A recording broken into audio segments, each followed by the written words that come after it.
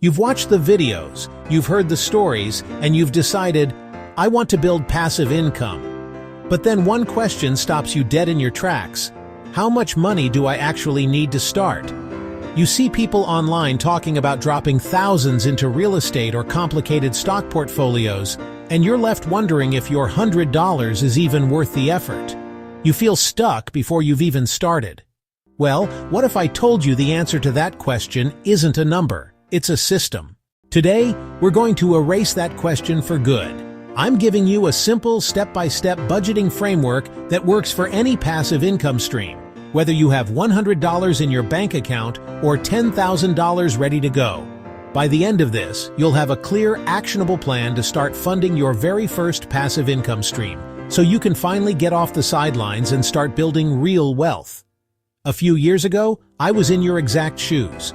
I was working a 9-to-5, binging these same kinds of videos, and honestly thought passive income was a pipe dream reserved for people who were already rich.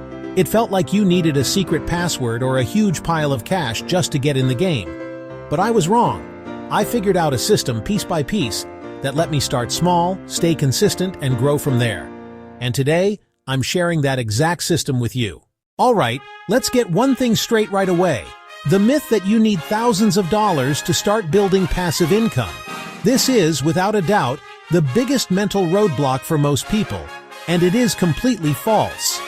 Look, the secret to building passive income isn't about having a giant pile of money to start. It's about building the habit of investing and having a system to do it on repeat. Someone who invests $50 every single month without fail is going to be wildly more successful in the long run than someone who invests $1,000 once and then quits.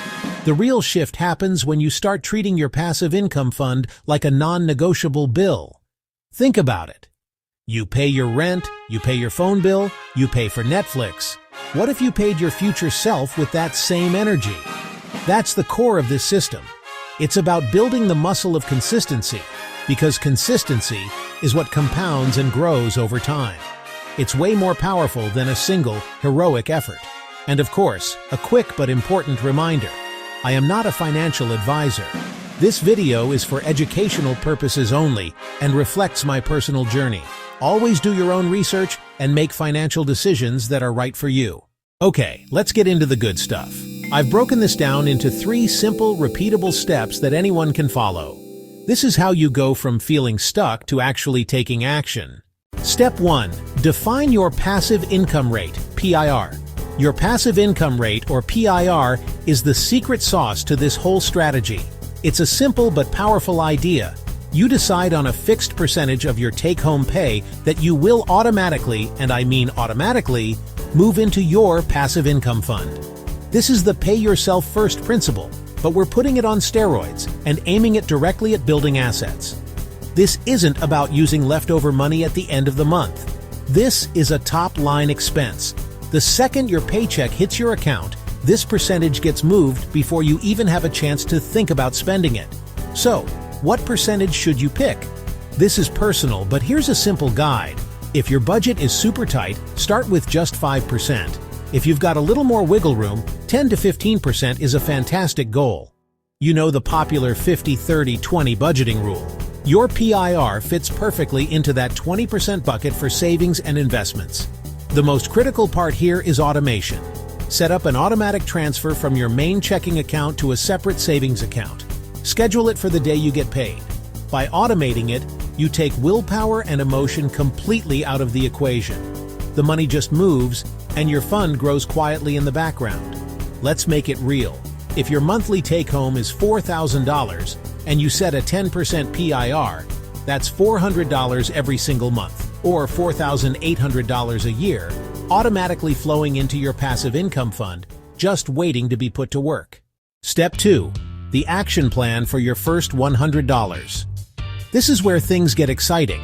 After just a little while of using your PIR, you'll have your first $100 ready to go.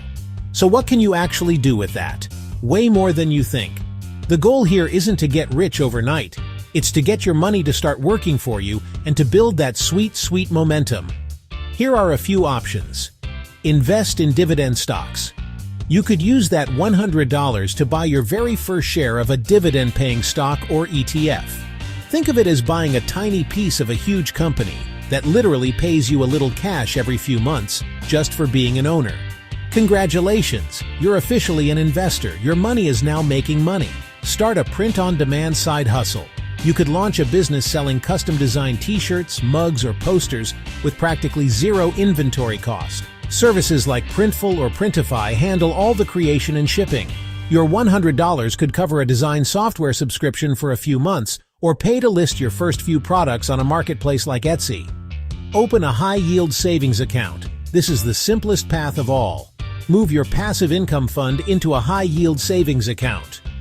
While the returns aren't as dramatic as the stock market, they're way better than a typical savings account. This ensures your money is at least keeping up with inflation while you plan your next big move. The key with your first $100 is just to start. Pick a path and go. Step 3. The action plan for a $1,000 to $10,000. Budget. As you keep that PIR rolling, your fund is going to grow from $100 to $1,000, and then to $5,000 or even $10,000. When you hit these milestones, your options open up big time, and you can start thinking more about diversification and scale. Here's what becomes possible. Diversified investing. With $1,000, you can move beyond a single stock and build a real portfolio. You could invest in a broad market index fund, which gives you a tiny slice of hundreds of companies at once, spreading out your risk. Or you could build your own portfolio of 10 different dividend stocks across various industries. Scale a digital business. That $1,000 could be a total game changer for a digital business. You could invest it in a high-quality course to learn a skill like digital marketing or SEO to get more eyes on your products. Or you could use it to run targeted ads to seriously speed up your sales. Get into real estate. At the higher end with $5,000 or $10,000, new doors really start to open. You could explore real estate crowdfunding platforms, which let you pool your money with other investors to own a fractional share of a large property, earning you rental income without the headaches of being a landlord. Automated small businesses.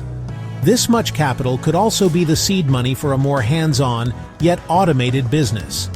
We're talking about things like buying your first vending machine or investing in the starting inventory for an automated dropshipping store.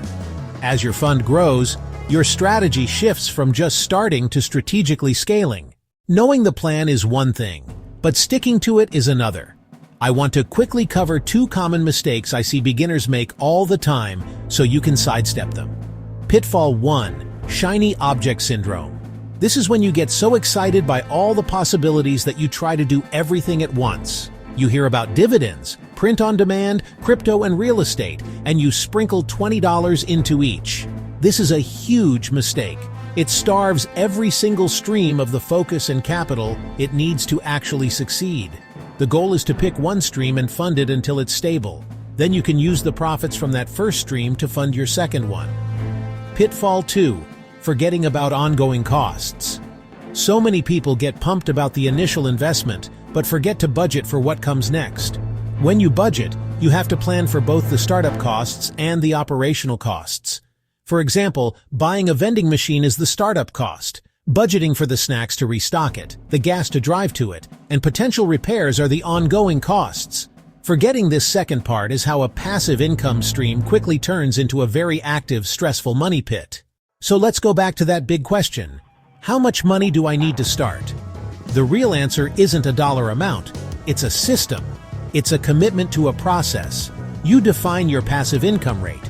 You automate it, and you have a game plan for your first $100 and your first $1,000. The single most important thing you can do after watching this video is to simply start. Don't wait until you have enough money, because enough is a moving target you'll never hit. Your journey to financial freedom doesn't start with a lottery win. It starts with the very next dollar you intentionally set aside for your future. Consistency will always beat a one-time burst of effort. Start today. To make this even easier for you, I've created the exact passive income budgeting tracker that I personally use. It's a simple spreadsheet that will help you calculate your PIR, track your fund's growth, and plan your next move. It's totally free, and you can grab it using the link in the description below. And if you're now fired up with ideas but not sure which stream is right for you, I've got you covered. Click to watch this video right here, where I break down 5 passive income ideas you can start with under $100. Finally, I want to hear from you. Drop a comment below and let me know, what's the first passive income stream you're going to budget for? I read every single comment and I'd love to follow along with your journey.